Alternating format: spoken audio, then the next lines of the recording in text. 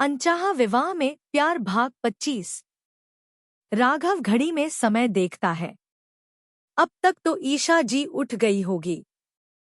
राघव ईशा को फोन लगाता है। ईशा किचन में सब्जी कट कर रही थी। अपना फोन की आवाज सुनकर वो डाइनिंग टेबल की तरफ आती है। हाँ राघव बोलो। तुम ठीक हो ना ईशा? हम बिल्कुल ठीक है राघव, आप चिंता मत कीजिए। राहुल अपने कमरे में बेड पर बैठा था। जिया कपड़ों को समेटकर कबर्ड में रख रही थी। जिया, मेरी वजह से सबको कितनी परेशानी हो रही है ना। पहले तो मैंने सबको काम के बारे में झूठ बोल दिया। ईशा और राघव के बीच में भी अनबन हो गई इस वजह से। माँ भी ईशा के बारे में पता नहीं क्या कुछ कह गई। जिस लड़की ने इस परिवार को कभी अपने से कम नहीं माना, पर इस प्यार ने अभी उसे अपना नहीं मान पाया ना। जिया राहुल की बात सुनकर उसकी तरफ आकर बैठकर, राहुल जी, माँ ने जो कहा उन्होंने गुस्से में कहा। ईशा ने यह बात सुनी है तो उसे तकलीफ जरूर हुई है। अगर ईशा की जगह हम होते तो हमें भी तकलीफ होती। वैसे बड़ी माँ और बड़े पापा जा रहे हैं ईशा के ससुराल उसकी तबीयत का पूछने के लिए। हम क्या कहते हैं, आपको भी जाना चाहिए। आशा आंटी और राघव जी से, ईशा से, सभी से आपको भी एक बार माफी मांगनी चाहिए। जिया की बात सुनकर राहुल उसकी तरफ देखकर, यह तो तुमने हमारी मुंह की बात छीन ली। जिया, मुझे भी लग रहा था कि मैं सबसे मिलकर एक बार माफी मांग लूं। ईशा रात के खाने की तैयारी कर रही थी। मधु जी अपने कमरे में आराम कर रही थी। ज्योति पढ़ाई कर रही थी। राघव घर चला आता है। ईशा को किचन में देखकर उसकी तरफ चला आता है। ईशा। राघव ईशा का हाथ पकड़ता है। ईशा राघव की तरफ देखकर, आप इतनी जल्दी घर कैसे आ गए? वो काम थोड़ा ही था आज, इसलिए घर चला आया। अच्छा सुनो ना, हम सोच रहे थे कुछ देर बाहर घूमने चले, क्या तुम, हम और ज्योति, हम तीनों चलते हैं? राघव जी, हमें बहुत काम है। चाची भी यात्रा से वापस आ गई और हमें रात के खाने की तैयारी भी करनी है। ईशा राघव से हाथ छुड़ाकर दूसरी तरफ चली जाती है। राघव ईशा की बात सुनकर समझ जाता है ईशा अभी तक उसे नाराज है। राहुल के काम करने की बात उसे नहीं बताई और राहुल का जेल जाना, यह सब बातें से ईशा राघव से नाराज थी। हाँ, वो उसे बात तो कर रही थी पर नाराजगी भी दिखा भी रही थी। राघव एक गहरी सांस छोड़कर किचन से बाहर आता है। फिर ज्योति को देखकर कुछ सोचते हुए, अरे हमारी गुड़िया रानी क्या कर रही है? ज्योति राघव की तरफ देखकर, डैडा हम पढ़ाई कर रहे हैं, कल होमवर्क टीचर को दिखाना है ना। राघव ज्योति के पास बैठकर, एक काम करोगी अपने डैडी का? हाँ कहिए ना डैडा, हम जरूर करेंगे। ज्योति अपनी किताबों को साइड में रखकर कहती है।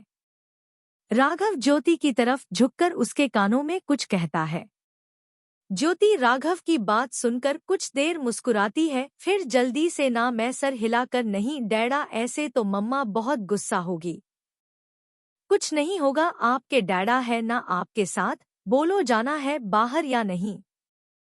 ज्योति कुछ सोचकर, जाने का मन तो बहुत है। अच्छा ठीक है, मम्मा से पूछ कर आते हैं। ईशा बड़बड़ाती हुई, पहले तो इन्हें हर बात छुपानी होती है और अब आकर घूमने जाने की बात कहते हैं। समझते ही नहीं है, हम इनसे बहुत नाराज हैं। अनीता जी ममता जी के कमरे के बाहर खड़ी थी। ममता जी अनीता जी को बाहर खड़े देख अंदर आने को कहती हैं। अनीता जी सर झुकाकर अंदर आकर ममता जी के सामने हाथ जोड़कर, दीदी माफ कर दीजिए, आज सुबह पता नहीं हमें क्या हो गया था तो और ईशा के बारे में बहुत कुछ कह दिया था। ममता ने अनीता जी की बात सुनकर उसके गाल पर प्यार से हाथ रखकर, अनीता मैंने कभी तुझे अपनी देवरानी नहीं माना है, हमेशा छोटी बहन की तरह ही माना है। इसलिए मुझे पता है मेरी बहन अभी परेशानी की वजह से जो कुछ भी कह रही है वो अपने मन से नहीं कह रही है।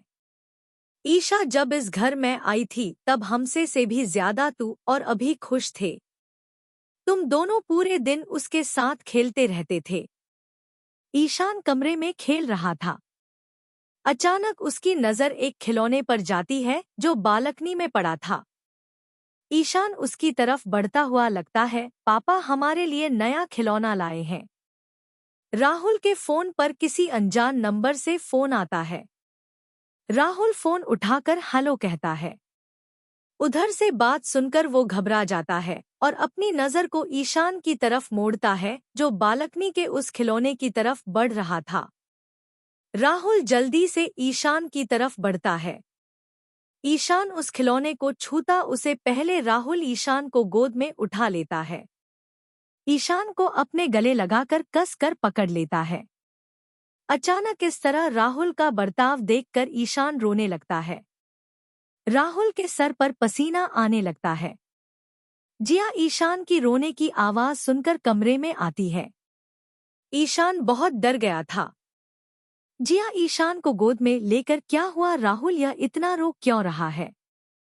तुम इसे लेकर छत पर जाओ, हम अभी आते हैं। जिया हाँ, मैं सर हिलाकर ईशान को चुप करवाती हुए कमरे से निकल जाती है। राहुल उस नंबर पर वापस फोन लगाता है, पर नंबर अमान्य बता रहे थे। राहुल के चेहरे पर गुस्से के भाव आने लगते हैं। पैसे चुका दिए, फिर क्या परेशानी है इसे जो मेरे बच्चे को भी बीच में घसीट रहे हैं। राहुल उस खिलौने की तरफ आता है। उस खिलौने में करंट जोड़ा हुआ था, अगर ईशान उसे हाथ लगाता तो ईशान को करंट लग सकता था। अगले भाग में कैसा लगा आप सबको आज का भाग जरूर बताएं और रेटिंग समीक्षा जरूर दें। प्लीज स्टिकर्स भी जरूर दें। धन्यवाद।